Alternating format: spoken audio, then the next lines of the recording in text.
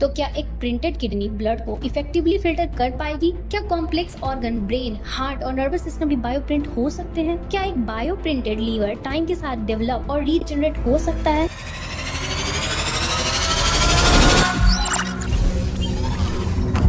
तो दोस्तों, वीडियो के आज इस पार्ट 2 में हम आपको 3D बायोप्रिंटिंग से रिलेटेड सारे सवाल का जवाब देने वाले हैं, जिससे यह प्रूव हो जाएगा कि यह सिर्फ एक साइंस फिक्शन नहीं बल्कि रियलिटी में बदल रही एक मेडिकल रिवॉल्यूशन है। 3D printed organ.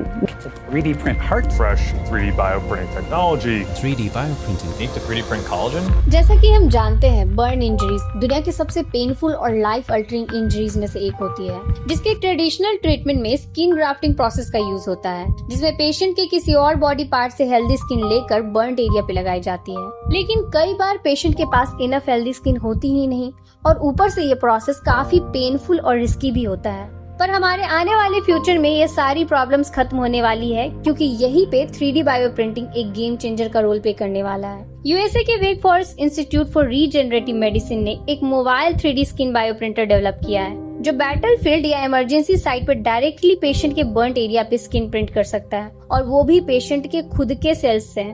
इस प्रोसेस में होता क्या है कि सबसे पहले पेशेंट की बर्न एरिया को 3D स्कैन किया जाता है, ताकि पता चल सके कि चोट की गहराई और साइज कितनी है। उसके बाद पेशेंट की हेल्दी स्किन से सेल्स कलेक्ट किए जाते हैं, जैसे केराटिनोसाइट्स और फिब्रोब्लास्ट। फिर इन सेल्स को एक जेल लाइक सब्सटेंस हाइड्रोजेल के साथ मिक्स करके बायो इंक बनाया जाता है, जो 3D बायो प्रिंटर के अंदर यूज होता है। अब मोबाइल 3D बायो प्रिंटर को बर्न पार्ट के ऊपर फिक्स करके layer by layer freshly printed skin को डायरेक्टली इस पे प्रिंट किया जाता है। यह टेक्नोलॉजी अभी भी एनिमल टेस्टिंग स्टेज में है और इस टेक्नोलॉजी का यूज सिर्फ प्री क्लिनिकल ट्रायल्स में ही हुआ है। ह्यूमंस पर होना अभी भी बाकी है। सोचिए, अगर आपके ब्रेन को प्रोटेक्ट करने वाली स्कल ही वीक हो जाए या डैमेज हो जाए तो? ऐसा ही कुछ हुआ नीदरलैंड की 22 साल की एक लड़की के साथ, जिसका स्कल किसी रेयर बोन डिसऑर्डर की वजह से धीरे धीरे 1.5 सेंटीमीटर से 5 सेंटीमीटर हो गया, जिससे उसके ब्रेन पर प्रेशर बढ़ने लगा। उसका विजन लॉस हो गया और हेडेक अनबेयरेबल हो गया था। मोटर कोऑर्डिनेशंस में भी प्रॉब्लम्स आने लगी। ट्रेडिशनल सर्जरी से इतना बड़ा स्कल रिप्लेस करना मुश्किल था, इसलिए डॉक्टर्स ने 3D प्रिंटेड कस्टम स्कल से रिप्लेस करने का सोचा, जो पेशेंट के खुद के सेल से तो नहीं बल्कि 75% टाइटेनियम से बना था। सर्जरी हुई और आर्टिफिशियल स्कल परफेक्टली इम्प्लांट हुआ, और आज वह लेडी नॉर्मल होने के साथ साथ एक हैप्पी लाइफ भी जी रही है। आज 3D बायो प्रिंटिंग से एक नया ब्लैडर भी लैब में ग्रो करवाना पॉसिबल हो गया है, जिसके जीते जागते एग्जाम्पल है ल्यूक मसेला, जिन्हें जन्म से ही स्पिना बिफिडा नाम की डिजीज थी, जिसकी वजह से उनका ब्लैडर प्रॉपर्ली फंक्शन ही नहीं कर पा रहा था और इसी कारण से उनकी किडनी भी फेल हो गई। ल्यूक की बिगड़ती हालात को देखकर वेक फॉरेस्ट इंस्टीट्यूट के डॉक्टर एंथनी अटाला और उनकी टीम ने एक रिवॉल्यूशनरी स्टेप उठाया। ल्यूक के ब्लैडर से थोड़े हेल्दी सेल्स कलेक्ट किए गए, उन्हें एक स्कैफ फोल्ड पे ग्रो करवाया। लैब में यह सेल्स ग्रेजुअली टिश्यू के फॉर्म में डेवलप हुए। जब नया ब्लैडर रेडी हो गया तो उसका ट्रांसप्लांट ल्यूक के बॉडी में किया गया। यह ब्लैडर 100% ल्यूक के खुद के सेल से बना था, इसलिए उसकी बॉडी ने इसे फुल्ली एक्सेप्ट कर लिया बिना किसी रिजेक्शन के, और आज ल्यूक एक नॉर्मल जिंदगी जी रहे हैं। दोस्तों, अब तक तो ब्लैडर और स्किन जैसे ऑर्गन सक्सेसफुली 3D प्रिंट हो चुके हैं, लेकिन अब सवाल यह है कि क्या हम एक दिन अपना दिल भी प्रिंट करवा सकेंगे? पहली बार 2019 में इजराइल के तेल अवीव यूनिवर्सिटी के साइंटिस्ट ने एक मिनी ह्यूमन हार्ट प्रिंट किया, जिसमें सेल्स, ब्लड सेल्स और चैम्बर्स थे।